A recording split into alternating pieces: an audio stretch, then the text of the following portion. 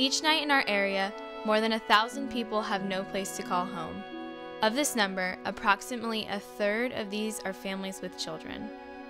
During the most recent count, 546 children were defined as homeless. They frequently live in cars or sleep in the emergency rooms and waiting rooms at hospitals. This ensures them access to bathrooms and shelter from the elements. Imagine the feeling of being unsafe or having no place to go. Think of the emotional toll this must take on the children and the parents. Nobody grows up and say, oh, I want to be homeless. You know, it's some things that can happen, situations can happen that cause you to be like this. We never thought that we would be homeless, you know. Found ourselves in some unfortunate situations. There was some abuse, come from a family of abuse. Didn't really realize it until something happened to my son, and that kind of brought it all to a head. And I needed to protect them and found myself, I was a single mom, divorced. I wasn't working at the time, trying to make it with my 2 kids and keep them safe and protected.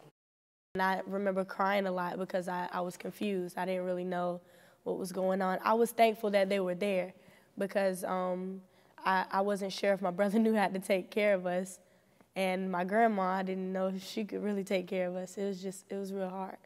I think the people we serve are more the hidden homeless because we don't see them on the street corners, but they are there and they feel the pressure of not having a place that is theirs and not having stability and not knowing when somebody's going to get mad and say, get out of my house.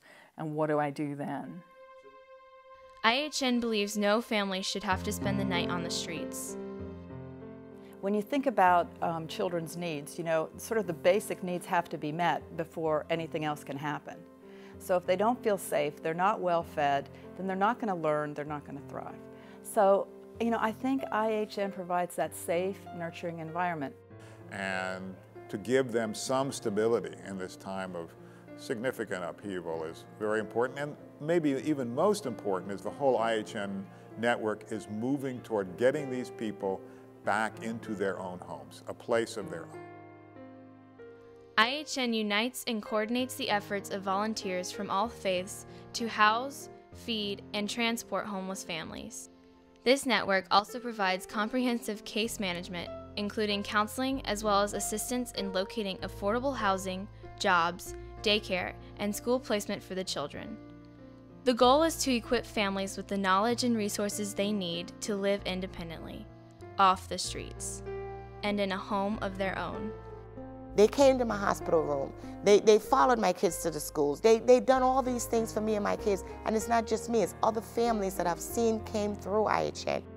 It really changed a lot in our life because after becoming part of the program, we were able to save money so that we could get a place to stay. And they never once have made me feel that I wasn't worthy, that this was a handout. They've just made me feel like I was just who I am. IHN is family. IHN is love. IHN is a place of love, of kindness, a place of respect, a place where people help you, a place where you learn that when you're at your lowest point, to get on your own 2 feet and do it for yourself. Well, I'll think about what Christ said. He said, this you do to the least of these, you do it also unto me. That tells you right there, in a nutshell.